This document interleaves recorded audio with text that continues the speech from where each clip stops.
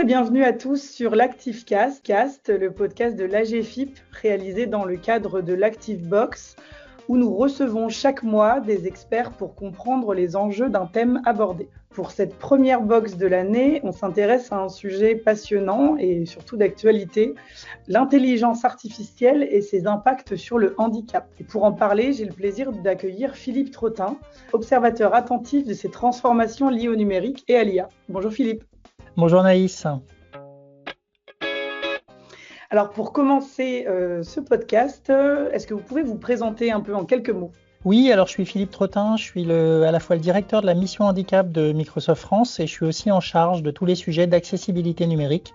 Donc je vais beaucoup présenter, sensibiliser les clients de Microsoft sur l'usage des solutions d'accessibilité et notamment comment l'intelligence artificielle peut apporter des bénéfices aux personnes en situation de handicap. Parce qu'on en entend un peu parler et parce qu'on ne sait pas toujours ce que ça recouvre, le thème d'intelligence artificielle. Et pour qu'on parte sur de bonnes bases, est-ce que vous pouvez nous définir l'intelligence artificielle en quelques mots ? Alors dans la définition de l'intelligence artificielle, on a différentes notions. On a une notion d'apprentissage. On apprend tous, depuis qu'on est enfant, on a appris parce qu'on a été à l'école. Et donc il va falloir faire la même chose avec l'intelligence artificielle. On a une deuxième notion, c'est la capacité à percevoir le monde. Lorsqu'on est sur un objet numérique, à travers un téléphone par exemple, on a une caméra, on a un micro qui va finalement ressembler un peu au sens qu'un humain peut avoir. Et ça c'est important parce qu'on va pouvoir, grâce à l'intelligence artificielle, reconnaître des images, reconnaître des sons et on va pouvoir les exploiter. La troisième notion, c'est la notion de cognition, c'est la capacité à créer quelque chose de nouveau sur la base de ce qu'on a appris, sur la base de ses sens.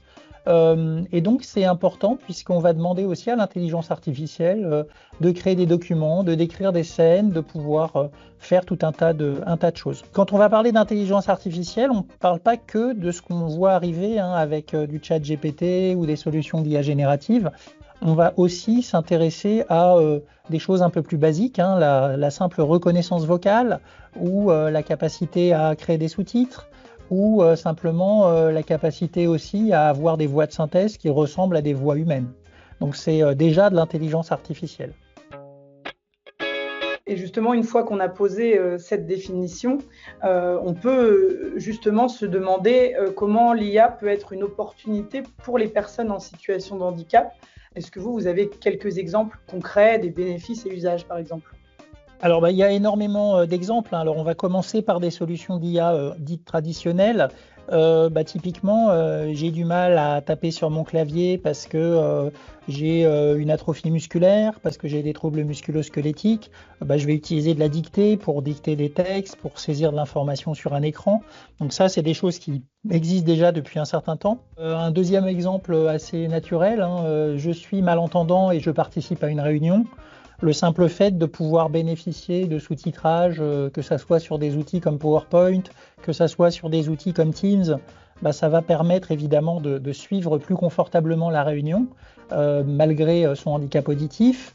Mais on peut avoir aussi des notions importantes, comme par exemple un document un peu complexe, qui est difficile à comprendre pour une personne qui a soit un handicap mental ou certaines difficultés cognitives. Je pense notamment à de la dyslexie ou à des troubles de l'attention, sur lequel on va pouvoir simplement, avec de l'IA générative, demander de simplifier une information, de la restructurer, d'avoir quelque chose d'un peu plus facile à lire. Donc tout ça, ça va concourir évidemment à une meilleure compréhension de l'information. Donc ça, c'est des bénéfices directs. On peut aller un cran plus loin si on prend quelqu'un qui a un trouble du spectre autistique, par exemple, qui va peut-être avoir du mal à analyser est-ce que dans un échange de mails, il y a un certain niveau de pression, un certain niveau d'urgence. Cette information va être compliquée en fait à capter et donc on va pouvoir demander à des solutions d'IA générative de regarder l'échange de mails et puis d'indiquer finalement à l'utilisateur quel est le ton utilisé, quelle est l'urgence associée au message et de pouvoir faire une réponse en adéquation avec son interlocuteur. Donc ça, c'est des choses qui sont extrêmement intéressantes aussi à apporter. Et puis des choses beaucoup plus basiques, je suis non-voyant, je peux utiliser des applications mobiles. Dans la dernière version, par exemple, de Copilot sur mobile, on a un bouton qui permet d'interagir avec son environnement. Donc on va pouvoir, par exemple, dire à son téléphone, est-ce que tu peux me dire où on est? Est-ce que tu peux me décrire, est-ce que tu vois une chaise libre dans la salle? Est-ce que tu trouves mes clés? Etc., etc. Donc on va pouvoir aller assez loin dans sa capacité à interagir avec un objet numérique pour apporter un bénéfice. Donc en fait, l'IA, en termes d'opportunités, elle est capable finalement de, alors je dirais pas remplacer, mais suppléer à une déficience que l'on peut avoir. Je ne peux pas voir, mais ma caméra peut voir. Je ne peux pas entendre, mais par contre, un son, je suis capable de le traduire en texte. Donc tout ça, ça va apporter évidemment des bénéfices aux utilisateurs en situation de handicap. Donc on a parlé des bénéfices et des opportunités de l'intelligence artificielle, mais bien sûr, comme toute technologie, il y a aussi des points de vigilance. Y a-t-il, selon vous, des craintes ou des limites à se fixer quant à l'usage de l'IA vis-à-vis du handicap ? Alors nécessairement, parce que comme on vient de le voir, on peut très vite, entre guillemets, être dépendant de ces technologies, hein. Déjà, la notion de dépendance est importante. Si je suis avec une personne non-voyante qui a l'habitude d'avoir un chien guide et qu'on lui retire son chien guide, il va ne pas avoir l'habitude finalement d'évoluer dans son environnement sans ce chien guide. Donc si on prend le pendant avec un objet numérique, on s'habitue à utiliser un certain nombre de fonctionnalités, et ces fonctionnalités, quand elles ne sont plus là, on n'a pas appris à faire autrement, et donc on est vraiment dépendant de ces technologies. Donc ça, c'est un premier sujet. Après, on a des sujets, évidemment, quand on va parler d'IA générative, on a des sujets autour de l'hallucination de ces IA. Ça veut dire qu'à un moment donné, les IA, on leur a enseigné à répondre. Et donc, c'est difficile pour une IA de dire « je ne sais pas » ou de dire « je ne peux pas t'aider ». Elle essaye, dans la mesure du possible, de donner une information à l'utilisateur pour que l'utilisateur ait bien une information associée à sa demande. Et souvent, le problème peut venir justement de la demande de l'utilisateur. Donc, il faut être capable d'interagir et d'utiliser correctement ces IA parce que ça ne se fait pas n'importe comment. L'interface paraît très simple à utiliser. On peut l'utiliser par son clavier avec ce qu'on appelle des prompts, mais on peut aussi l'utiliser à la voix pour interagir vocalement avec sa machine. Dans les deux situations, si on ne pose pas les bonnes bases, si on n'indique pas clairement à l'intelligence artificielle ce qu'on attend d'elle, le résultat peut s'avérer erroné. Et puis, il peut y avoir des craintes aussi liées à son usage et à ses informations propres.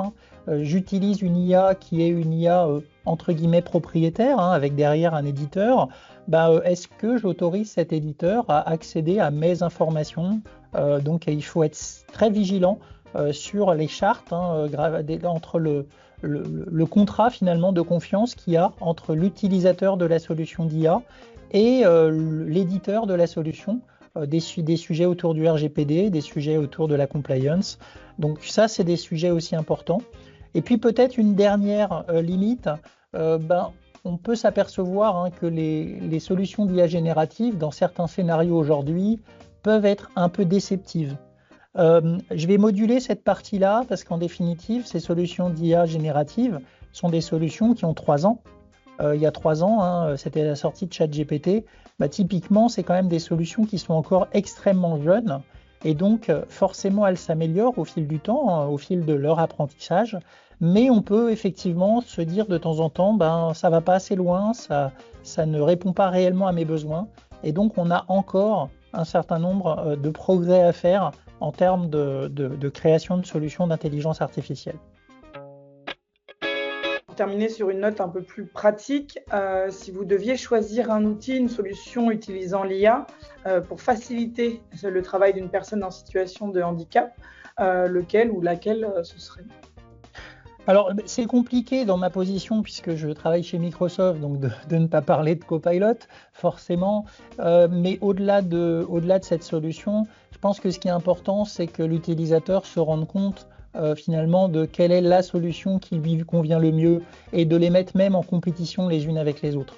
À un moment donné, alors je parlais tout à l'heure de la solution comme Seeing AI sur mobile, sur iPhone ou sur Android, qui permet de décrire le monde, qui permet de retrouver ses clés, etc. Donc d'utiliser l'IA de façon extrêmement pragmatiques ou de solutions copilot intégrées sur le téléphone, là encore, pour découvrir son environnement. Donc, c'est des solutions qui sont très concrètes.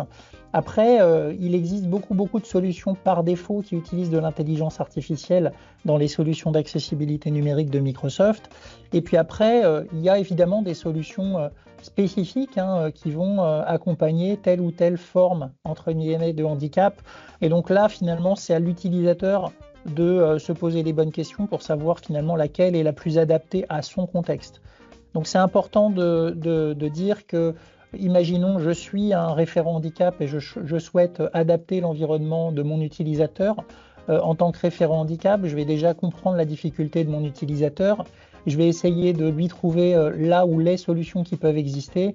Mais en définitive, le juge de paix, c'est bien l'utilisateur. C'est lui qui va dire oui, ça correspond à mon besoin et ça adapte bien l'environnement à mes souhaits. Ou non, au contraire, c'est pas la bonne solution, il faut aller en voir une autre. Voilà. Donc voilà, je dirais, je veux pas trop préciser quelle est la meilleure. Je pense qu'il faut effectivement que chacun et chacune essaye les solutions et se dise, tiens, dans ce contexte-là, cette IA est très adaptée à ma situation. Très bien, merci beaucoup. Est-ce que par rapport à notre thématique du jour, il y a une information que vous souhaiteriez rajouter, un sujet qui vous semble important d'évoquer ? Oui, alors on parle d'intelligence artificielle, mais bien entendu, ça ne soustrait pas les personnes qui vont créer des solutions numériques de s'assurer finalement que ces solutions sont bien accessibles. Ça veut dire que si j'utilise une intelligence artificielle, quelle qu'elle soit, il faut bien entendu que l'interface de cette intelligence artificielle me permette, en tant que personne en situation de handicap, de manipuler correctement cette interface. Donc là, on va parler plutôt des obligations en matière d'accessibilité numérique. Et bien entendu, même si l'IA peut offrir un certain nombre de scénarios, notamment des scénarios, par exemple, il y a une fonctionnalité qui s'appelle Copilot Vision, qui permet d'interagir vocalement avec son ordinateur pour pouvoir découvrir l'écran sur lequel on est. Donc on va suppléer, pour un utilisateur non-voyant, on va suppléer à sa capacité de vision de son écran par une description et une interaction vocale. Même si ça existe, il faut quand même que les personnes qui créent des sites web, qui créent des applications, s'assurent que ces solutions sont bien accessibles. Et donc au-delà de l'intelligence artificielle, l'accessibilité numérique reste un élément indispensable pour créer un monde plus inclusif à tous les utilisateurs, notamment en situation de handicap. Super, merci beaucoup. C'est un beau mot de la fin. Merci beaucoup pour notre échange. Merci pour vous être prêté au jeu aujourd'hui, de nous avoir donné votre vision et votre retour d'expérience. Et merci à tous d'avoir écouté cet épisode de l'ActiveCast. On se retrouve très bientôt avec de nouvelles thématiques. À très vite.